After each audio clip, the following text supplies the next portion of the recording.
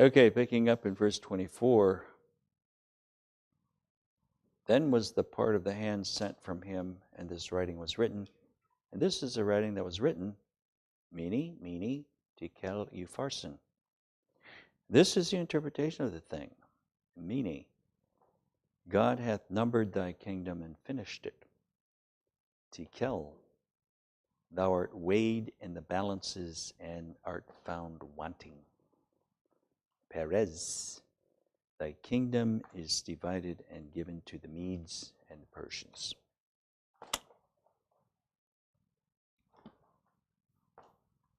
Verse 29, then commanded Belshazzar, and they clothed Daniel with scarlet and put a chain of gold about his neck and made a proclamation concerning him that he should be the third ruler in the kingdom. Well, Daniel had previously dismissed all of the king's offers. The gifts of God are not for sale, although a lot of ministers don't seem to get that today. And to be made the third ruler in the kingdom that night really wasn't an honor, being that they were going to fall that night. So, but Daniel was even known by, the enemy. The enemies of Babylon, anyway. In verse 30, in that night was Belshazzar, the king of the Chaldeans, slain. And Darius the Median took the kingdom, being about 62 years old. But this thought of being weighed in the balance really, as portrayed in this narrative, makes an excellent message. I heard a newscaster one time, and he was telling about a man who drowned, and according to the report, there were real strong riptides, undercurrent, and they had, boys out there, and they had all kinds of warning not to go past a certain point because the undercurrent was so strong. I don't know if you've ever got caught in the undercurrent. It's pretty strong. It's hard to get out of. You have to kind of swim sideways along with the shore to try to get out of it. But anyway, this man went past the marker. The lifeguard tried to hail him in. He paid no attention, and he got out there, and he got sucked under. And, he had gone past the point of no return. But you see, God limits a day, and God has a certain line. When people cross that line, there's no return. I was preaching in Mexico one time, and I was in Chihuahua, Mexico, home of Pancho Villa.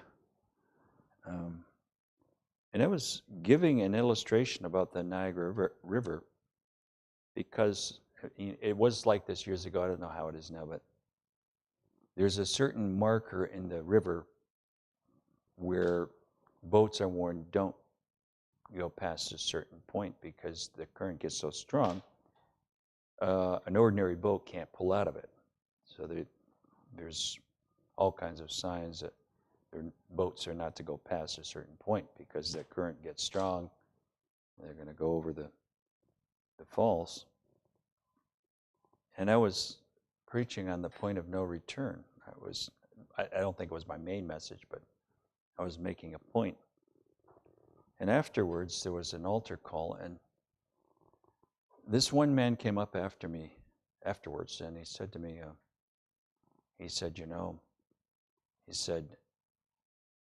that message spoke to me. This was my last chance. And he knew it. He said, this was my last chance. He said, I knew that if I hadn't responded tonight, I'd been lost. But there are cases, and I've been in the ministry long enough to see them too, where God gave a final invitation and people didn't take it. In fact, I remember being in a service very vividly where there was an evangelist there, a guest evangelist. He didn't know anybody in the place, and he was making an appeal. He said, somebody has to make a choice today. And, different people came up. He said, no. He said, there is somebody here that has to make a choice today. He wouldn't drop it. It was actually at the Assembly of God, the old Assembly of God on Liberty here. And he would not drop it. And he kept, I never saw anybody carry a service out like, he was absolutely, and I knew who it was too. I knew who he was talking to. Because he worked for Loblaws, this guy, and I knew the situation. Anyway, this man did not respond, and he died that week. He was only in his 50s. Died. That man went past the point of no return. So it is a serious thing. Belshazzar was slain that night, and just in conclusion here of this chapter, the Lord carefully records or weighs our response throughout life.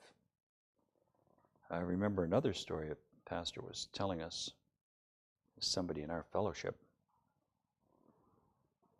and this is in Asia, and he was giving an altar call at the end of the service, and he said, he could see an angel moving through the congregation. It was a rather large church. And this angel was recording the response in everybody's heart. He was writing it down. And I never forgot that. Because God looks at our response and how we respond to messages and everything else. But may we take heed to the divine lesson here. We're being tried every moment, as Job said. And we're being tried in the light of the divine candlestick, the living word. And when we come to the end, we don't want to hear the words, thou art weighed in the balances and found wanting. But we want to hear, well done, good and faithful servant. Amen? So, a very serious little story here in chapter 5, Daniel. Okay, now let's proceed to chapter 6. Daniel in the lion's den. These first few chapters are fairly easy, and as I said, when you get into some of these later chapters, they get a little bit complicated. So I've been kind of rushing through these first few chapters because these latter chapters might stir up a lot of questions. But here we are in the lion's den here with Daniel, and even the world has heard of Daniel in the lion's den. And so in the opening scene, chapter 6, Darius, the Median king, has been given command of the kingdom by Cyrus. And Darius almost immediately sets up a government of 120 princes. And these princes were going to preside over the kingdom, and 3 were made chief princes who would be over all of them. And Daniel was one of the 3. Everybody knew who Daniel was, and when the kingdom changed, Daniel was again put in position. He becomes friends with this Median king. So he was one of the chief. I think he was chief of the 3. Daniel was the chief. So his reputation must have extended the kingdom, and Darius actually had a special fondness for Daniel. And this is an accepted spiritual principle, which we've mentioned a few times, that when people like you, the reason they like you, people of the world, it's because they're attracted to the Christ in you. When people don't like you, it's because they don't like the Christ in you. And Jesus said that. He said, "He that receiveth you receiveth me, and he that receiveth me receiveth him that sent me." It's Matthew 10:40.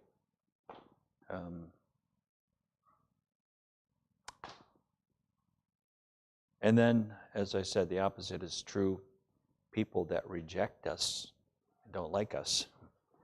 Of course, I'm sure we all have some traits that people don't like, but in the general sense, people that don't like us, the main reason is because they don't like the Christ in us. And going back to my meat cutting days, I used to, for a while, I had to travel between stores because I was a low man. And in some places, they loved to have me there. And they liked my stories. They liked my witness. In other places, they couldn't stand me. When I walked in the break room, they all walked out.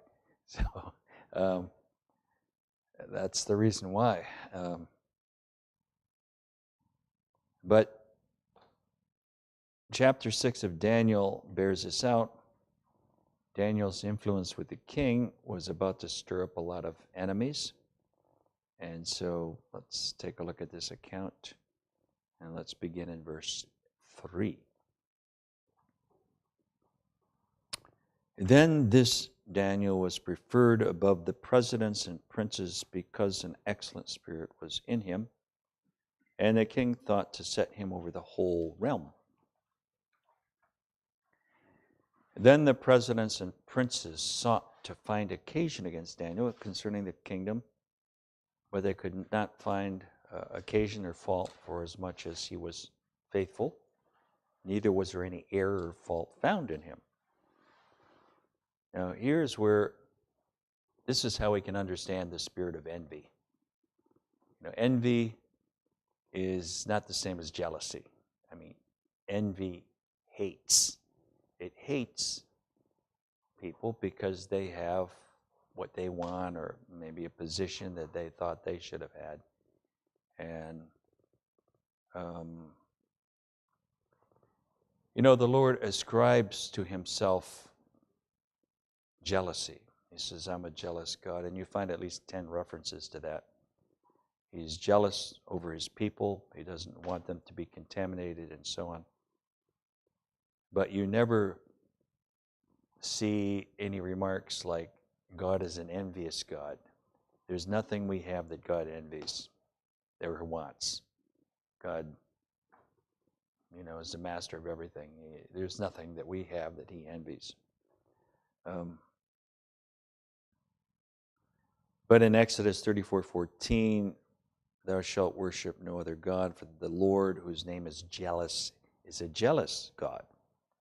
God is jealous, but he's not envious. There's a difference between the two. Paul said, "I'm jealous over you with godly jealousy." There's nothing wrong with that. You're jealous for people. You don't want them contaminated. And there can be a legitimate jealousy over your family. You don't want them defiled by the world or your children, and that can be legitimate. But as I said, envy is a work of the flesh, and these other princes, these governors and so on, they were jealous of Daniel. And envy was the root of the whole thing, and it's venomous. It's like poison, and it can stir a lot of trouble. Remember, envy can actually be glad at somebody's misfortune. They can be glad when people get killed or whatever. That's what envy's like. Remember Joseph's brothers? They were envious, and they hated him because he had his father's favor, and Joseph had something that they didn't. Joseph was righteous, and they were not. In Genesis 37:11 it says, and his brethren envied him. And one of the most treacherous enemies of Christ when he was on earth was the spirit of envy. It was the religious people. In fact, Pilate said that. He knew that. He knew that they had delivered him up for envy. They envied him. He had something they didn't have. People were following him, not the religious leaders. But Pilate knew that, and it's recorded in Mark 15:10. It says, for he knew that the chief priests had delivered him for envy. That's why they delivered him up. Even in a church split. Now, we've had church splits here, haven't we? But there's a root. There's a reason. Somebody gets offended and it becomes, poisonous. Maybe somebody got promoted. Maybe somebody got a position they thought they should have had. And then they start to poison other people around them. And so the plot begins here. These princes these governors were all jealous of Daniel. He had the king's favor. And so they're going to try to find something, get something out of him. Well, Daniel was punctilious. He, in all of his affairs of state, so his adversaries couldn't find anything on him because concerning his affairs of state, he was perfect. Couldn't find anything on him, couldn't get anything. So they try to get something regarding his personal life, and so they're spying on him and everything, and after a little surveillance, the collaborators discovered that Daniel was a man of deep devotion to his God. And so the princes appealed to the king's vanity, and the unsuspecting king kind of buys into their line here in verse 6 through 9. Well, actually beginning in verse 5. Then said these men, we shall not find any occasion against this Daniel, except we find it against him concerning the law of his God. Then these presidents and princes assembled together to the king and said thus unto him, King Darius, live forever. All the presidents of the kingdom, the governors and the princes, the counselors, the captains have consulted together to establish a royal statute to make a firm decree that whosoever shall ask a petition of any god or man for 30 days, save of thee, O king, he shall be cast into the den of lions. Now, O king, establish the decree and sign the writing, that it may not be changed according to the law of the Medes and Persians, which altereth not. Wherefore King Darius signed the writing and the decree. Daniel had spent a lifetime doing the right thing, and he wasn't about to change. And when Daniel heard the edict forbidding prayer to any god, didn't alter a thing. In fact, he didn't even hide the fact. He did what he always did, went to his window facing Jerusalem and prayed as always. Verse 10, now when Daniel knew that the writing was signed, he went into his house,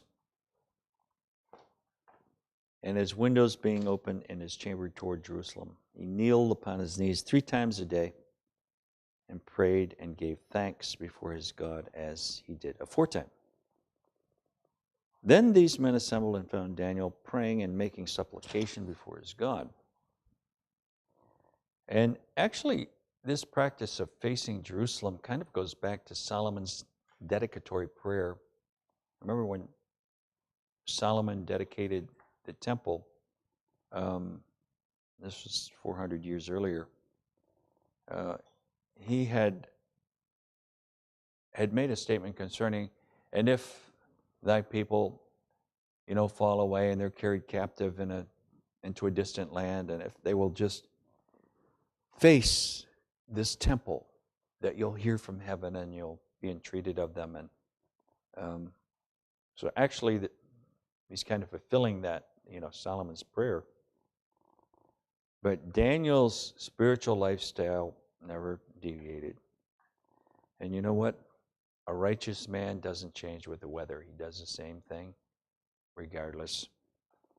I mean, he was a man of a disciplined spirit. In fact, that's what excellent spirit means. It means cool spirit. It means disciplined spirit. So Daniel, was not somebody that changed with the weather. He had self-control. He was collected. He was disciplined. And we have just a few minutes here, but let's go down to verse 12. Then they came near and spake before the king concerning the king's decree. Hast thou not signed a decree that every man that shall ask a petition of any god or man within 30 days, save of thee, O king, shall be cast into the den of lions? The king answered and said, the thing is true, according to the law of the Medes and Persians, which altereth not. Then answered they and said before the king, that Daniel, which is of the children of the captivity of Judah, regardeth not thee, O king, nor the decree that thou hast signed, but maketh his petition 3 times a day. So Daniel is turned in to the king, and the king is grieved, not because of what Daniel did, because he realized he's been duped. He wasn't really grieved with Daniel, but he realized the treachery of these princes and these accusers, and he had made an irreversible choice when he signed this petition, because according to the law of the Medes and Persians, once a petition was made, there was no reversing it.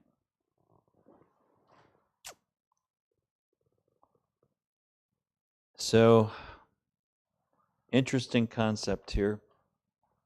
If the contestant, which happened to be Daniel, continues his religious devotion, he is subject to the physical lions. Yet consider this. If one forsakes his devotion to God, he is subject to the spiritual lion who walks around seeking whom he may devour, especially those who are unconsecrated. And so I think the better option would have been the lion's den rather than the roaring lion who seeks to devour us.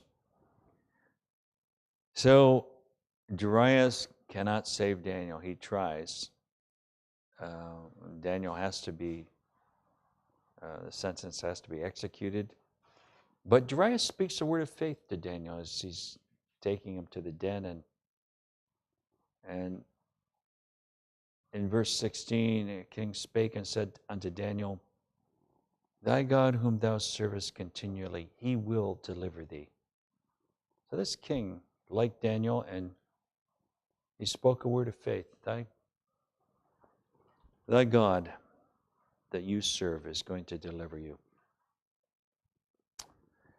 Well, it is time for a little refreshment, so you can, unless we have a question here before we continue or dismiss. Anybody have any comments or questions?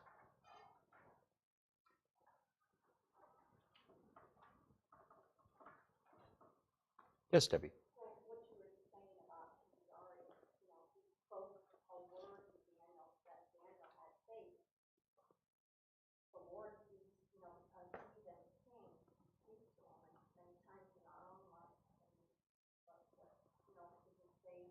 Mm-hmm. Absolutely. Absolutely. Daniel had a profound effect on kings. I mean, um, he was an exceptional person, Daniel. In fact, heaven says that 3 different times that he's greatly beloved of heaven, and you don't find anybody else that it says that of. Anybody else have a comment? Or okay, let's